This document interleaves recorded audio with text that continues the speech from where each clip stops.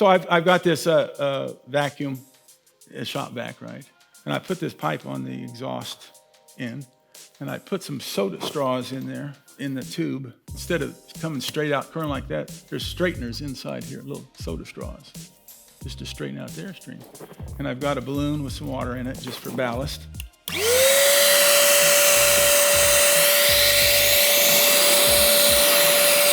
Okay, that's cool. I'm done. Oh, yeah. Here we go. Give me a noise. Oh, that's sad, isn't it? These people get excited about that. So let's put some science into it. That was science, because you know the air pressure underneath the balloon was tipping, blowing up, and everything's cool. Higher pressure on bottom. Okay, got it. What's going to happen when I tip this thing sideways? Now, you're 10 years old now. What's going to happen when I tip this thing sideways?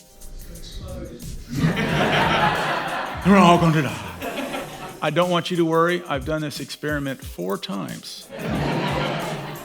So really, what's going to happen? It could shoot off, it could fall.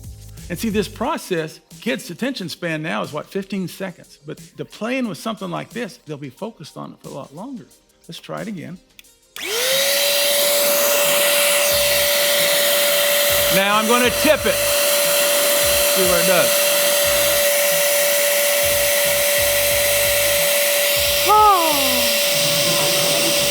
Let's have a noise. Woo. Now that doesn't look right, does it? You know, to a 10-year-old, say, why didn't that fall down or go away? And then you've got them hooked. Well, why didn't it fall down or shoot away? And what was touching it? Well, the only thing that's touching is air. And how does air know all this stuff? I don't know. And of course, you could get into the aeronautics of this and the dynamics and start measuring things. I say, nah, not when you're 10. Put that off till later. How in the world is it doing that?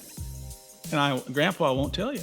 I want you to figure it out. I just want you to sit there and go, well, it's going out then, it's coming back. How does that balloon know to do that? What is going on? I don't know.